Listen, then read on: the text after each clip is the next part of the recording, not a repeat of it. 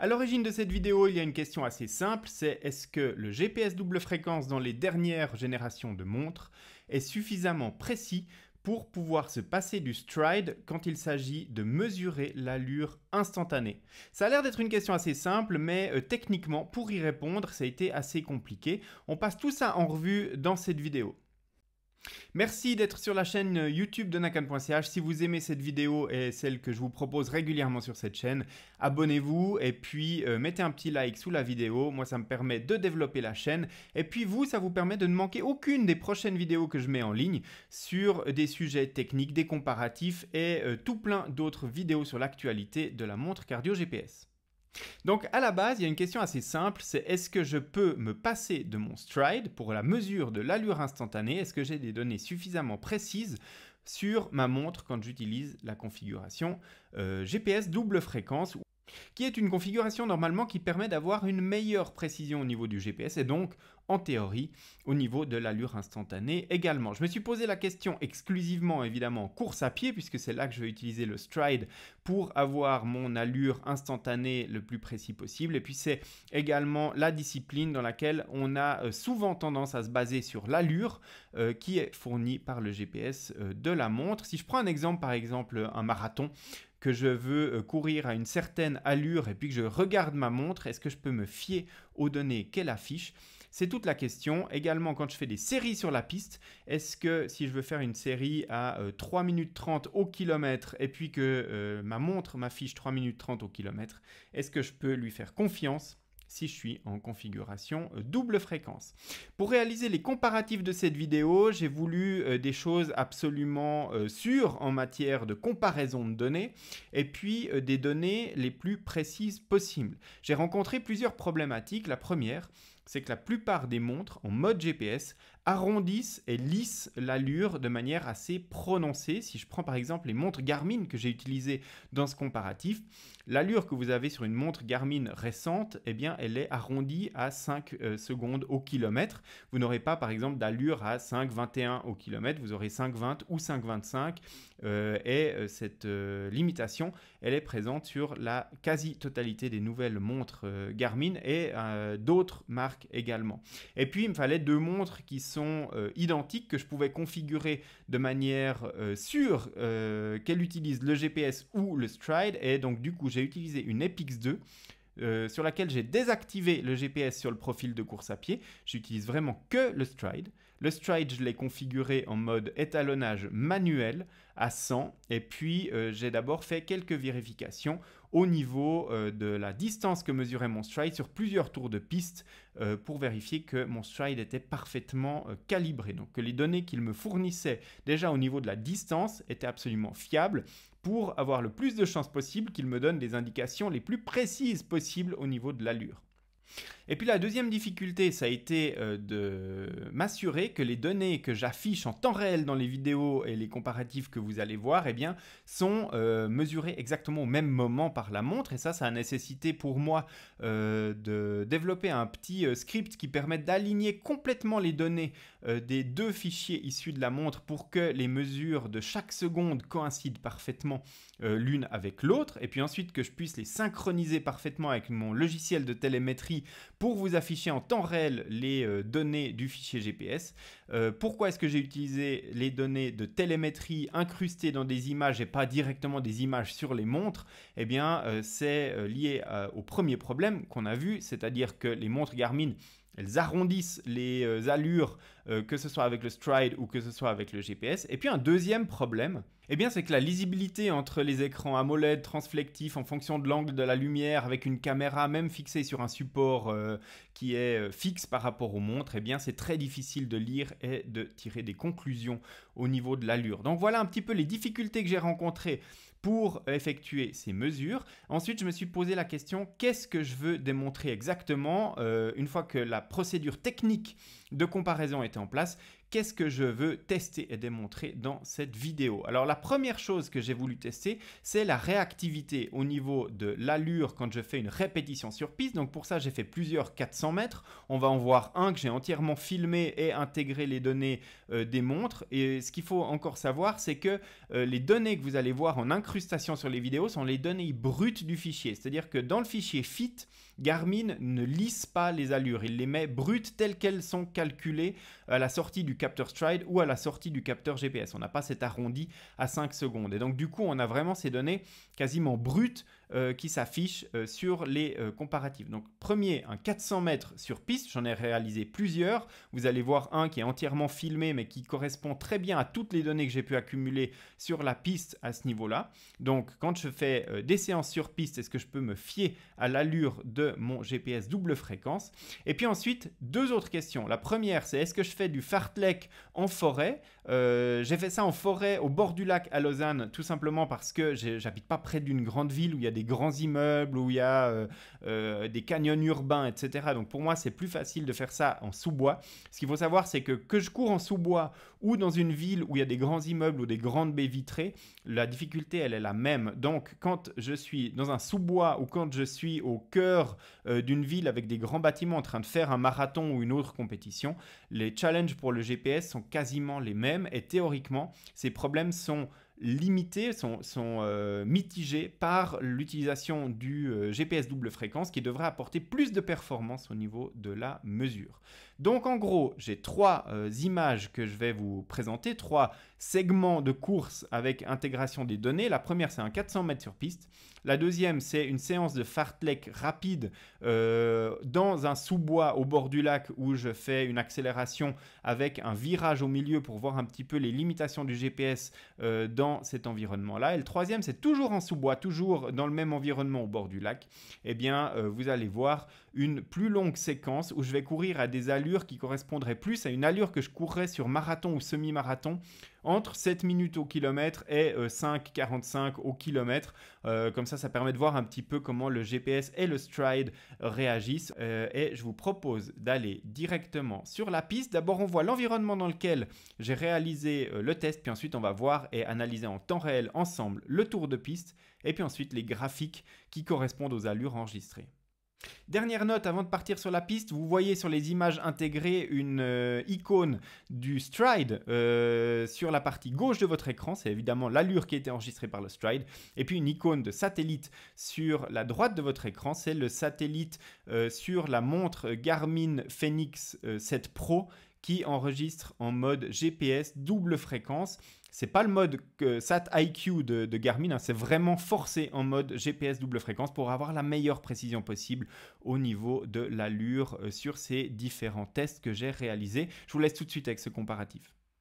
Donc pour ce premier test, je suis sur la piste d'athlétisme et on voit que c'est un environnement assez propice pour la mesure GPS dans le sens où on a une vue parfaitement dégagée sur le ciel et puis on voit au moment où je réalise le test, il y a pas mal de satellites qui sont visibles dans le ciel et donc du coup la performance de mesure devrait être assez bonne au niveau de la mesure GPS. Et donc c'est parti pour le test proprement dit, c'est parti pour un tour de 400 mètres. Où on voit immédiatement la différence entre les deux montres. L'allure mesurée par le Stride a mis un peu plus de temps à s'actualiser que la mesure de la Fenix 7 Pro avec la mesure GPS. Mais par contre, on voit que les deux se stabilisent assez rapidement, donc en moins de 100 mètres, on est à une allure qui est vraiment comparable. On voit ici 3,27, 3,20 et puis ça va se rapprocher gentiment autour de la même valeur sur cette première partie de tour de piste. On a quand même un petit écart, mais voilà, plus je cours, plus l'écart se réduit et on voit qu'à l'approche de la fin de la ligne droite, on est quasiment à la même allure, 3,34, 3,32, qui se rapproche un petit peu.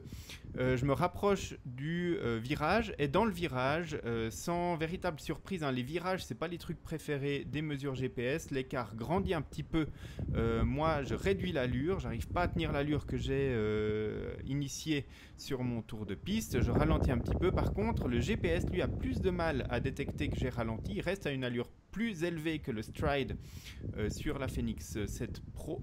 Et donc du coup, le GPS va mettre un peu plus de temps à réaliser que j'ai ralenti. Là, on a toujours 4 secondes au kilomètre d'écart.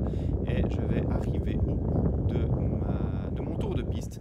Et on va regarder immédiatement ce que ça donne, non plus sous forme d'image en temps réel, mais directement dans les graphiques. Avant ça, on regarde juste un petit peu le temps de réaction que mettent les deux capteurs pour actualiser l'allure. On voit que le stride met un petit peu plus de temps pour revenir à une allure nulle par rapport au GPS, comme c'était le cas au début. Ça se confirme sur le graphique, hein. On voit que le stride, donc la ligne bleue, met environ 7 secondes avant de donner une allure. Elle est restée à 0. Par contre, le GPS, lui, il réagit tout de suite, mais il met exactement la même durée que le stride pour donner une vitesse correcte. Si j'élimine cette grande pique du début et puis que je prends mon tour de piste une fois que l'allure est stabilisée, je vois que les deux courbes sont proches l'une de l'autre, mais elles ne sont pas parfaitement collées. On voit que la courbe bleue du stride est bien plus lisse que celle du GPS. Et puis si on prend les images qui correspondent aux grands écarts, eh bien on l'a vu, hein, dans le virage du fond, j'ai ralenti parce que je tenais pas l'allure, mais par contre le GPS a mis plus de temps et là on a 11 secondes au kilomètre d'écart quand même sur cette partie-là. Et puis toujours quelques secondes après, sur la dernière ligne droite, on a toujours 11 secondes au kilomètre d'écart, ce qui pour moi sur la piste est quand même assez important. Pour que le GPS se rende compte que j'ai ralenti sur la fin de mon tour de piste. Donc voilà pour cette première mesure, c'était sur la piste avec une vue parfaitement dégagée pour le GPS. Donc sur cette première partie, cette première analyse, on constate une chose, c'est que sur la piste, la mesure est quand même pas trop mal, mais on a vu qu'il y avait des écarts. Alors après, bien évidemment que le score est à pondérer en fonction de ce qu'on cherche à faire. Si on cherche vraiment à courir à une allure vraiment parfaite nos répétitions et qu'on se base sur les informations qu'on a sur la montre, il faut prendre en compte deux choses. C'est que, la montre, elle va lisser quand même une certaine partie des données ici du stride, donc on va pas avoir sur la montre les données exactes qu'on a vues dans l'incrustation vidéo, pour une raison qui est simple, c'est que Garmin avait trop de fluctuations au niveau de l'allure, par exemple, sur ses montres, et a décidé de beaucoup plus les lisser. Et c'est un choix que Garmin a fait. Moi, je trouve ça dommage. On trouve des champs de données dans Connect IQ qui permettent d'avoir une allure beaucoup plus réactive sur sa montre pour remplacer le champ d'allure de base, par exemple, de sa montre Garmin. Bien évidemment que tous les comparatifs de cette vidéo, ils sont issus des montres Garmin, mais ils sont applicables à toutes les marques de montres cardio GPS. Simplement, chez Garmin, on peut installer des champs Connect IQ qui ont été tunés ou qui permettent d'afficher d'autres données par rapport à d'autres marques qui ne le permettent pas. On continue l'analyse, mais cette fois, on va aller donc en sous-bois, au bord du lac. Et puis, la première partie, on va réaliser un fartlek, donc une accélération avec, sur le parcours, un virage quasiment à angle droit. Et puis, on va voir comment le GPS va réagir là-dedans. Dans cet environnement-là, je vais faire d'abord un test façon fartlek, donc avec une série assez rapide sur un parcours où j'ai un virage quasiment à angle droit. En général, on l'a déjà vu sur la piste, le GPS n'aime pas trop les virages. Et puis là, on voit qu'il réagit très fort, hein, que l'allure s'actualise très vite sur la partie GPS. Et elle est beaucoup plus stable sur la partie du stride. Et je vais terminer dans cette ligne droite avec une bien meilleure visibilité sur les satellites pour cet intervalle, et on voit que l'actualisation du temps GPS est bien meilleure dès que la visibilité vers le ciel s'améliore. Et puis de nouveau une petite stabilisation du temps sur les montres, et le graphique nous montre exactement ce qu'on a pu constater en temps réel pendant l'activité. On retrouve aussi les mêmes éléments que ce qu'on avait vu sur la piste, hein, c'est-à-dire que l'actualisation au début du stride met quelques secondes de plus que le GPS pour avoir une valeur qui est enregistrée. Par contre, la stabilisation est beaucoup plus rapide. On voit qu'il faut 2 secondes une fois que le stride fournit des données pour être à une allure qui est réellement celle à laquelle on court, alors que le GPS a besoin de plus de temps.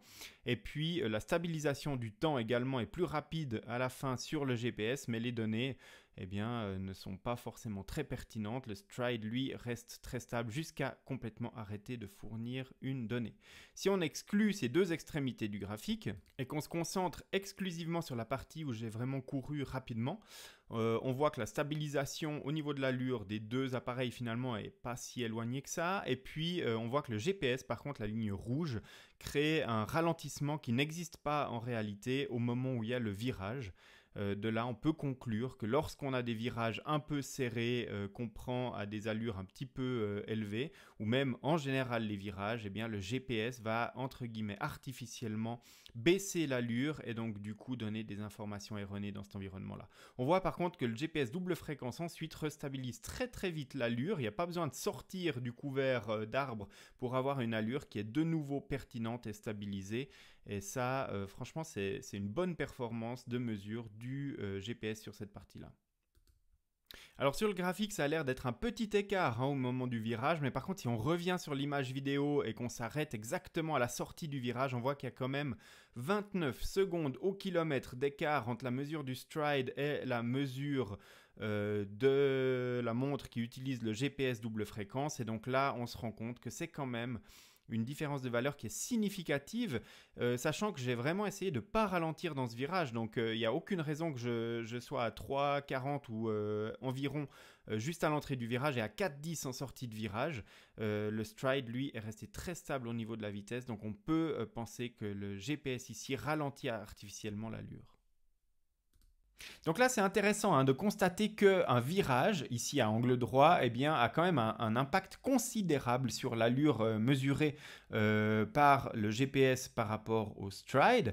Et donc du coup, c'est à prendre en considération si on a des courses avec beaucoup de relance ou des parcours qui sont un petit peu comme ça, avec beaucoup de virages, eh bien, ça peut avoir un impact considérable sur l'allure qu'on va enregistrer au niveau de sa montre.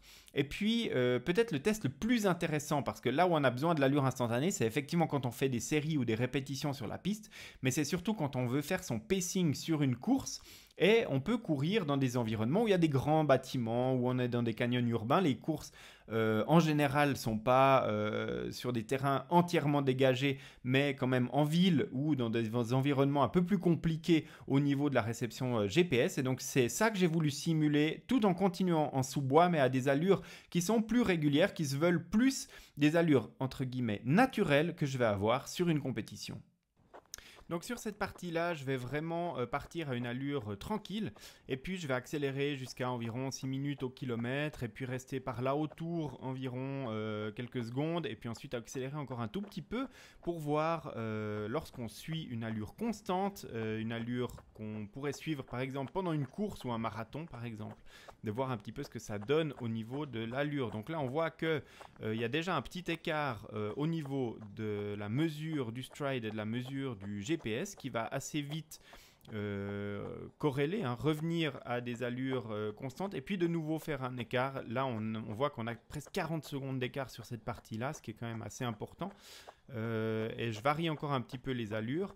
Dès que la réception satellite est un peu meilleure, on voit que le GPS commence à corriger son allure, mais par contre ça prend du temps pour revenir. On a toujours une bonne trentaine de secondes d'écart. Le GPS commence sa correction ici et puis on voit que le stride, lui, il reste tout à fait constant dans sa mesure. Et c'est peut-être le meilleur exemple dans lequel on voit les écarts et les limites de la mesure GPS. On le constate aussi lorsqu'on regarde le graphique de cette partie plus allure régulière un peu plus longue. L'environnement est vraiment comparable à courir en ville, par exemple, autour de bâtiments assez hauts qui ont des grandes surfaces vitrées et qui pourraient refléter les signaux GPS. On a exactement ce type de problématique. Ici, je suis en sous-bois, mais ça représente aussi ces problèmes des grandes villes. Et si je fais un marathon urbain, par exemple, je vais avoir exactement les mêmes problématiques. C'est-à-dire que moi-même, en tant qu'humain, je ne suis pas une machine, je vais avoir l'allure qui va fluctuer. Mais ici, sur ce graphique, j'aurais beaucoup plus tendance à faire confiance au stride. Si on regarde sur la première partie, sur le premier tiers, on voit que le GPS arrive un moment au niveau du stride, mais ensuite repart avec des allures plus élevées, revient au niveau du stride, mais en dessous, en fait, il navigue toujours sa courbe autour de la courbe du stride, qui est quand même plus lisse et plus régulière. À ce niveau-là, j'aurais quand même encore tendance à faire confiance au stride au vu des images qu'on a sur ce graphique. Et puis si on revient sur des arrêts sur image comme on l'a fait pour les exercices précédents sur cette partie régulière à allure tempo, si je suis sur un marathon et puis que ma montre m'affiche 6 minutes 23 au kilomètre alors que mon objectif c'est autour de 5,45. Qu'est-ce que je vais faire? Je vais forcément avoir tendance à accélérer parce que je vais faire confiance aux données que j'ai sous les yeux. Mais ici, si je suis déjà à 5,45 d'allure, eh bien ça va vraiment poser un problème sur ma gestion de course. Et on peut penser que ce problème-là, il survient qu'à quelques moments de la course, mais on ajuste son allure de temps en temps. Et on regarde sa montre, et si on est sans arrêt en train d'ajuster son allure sur des allures qui sont complètement fausses, au bout d'un moment on se fatigue, on s'épuise et puis on ne comprend plus rien à ce qui nous arrive.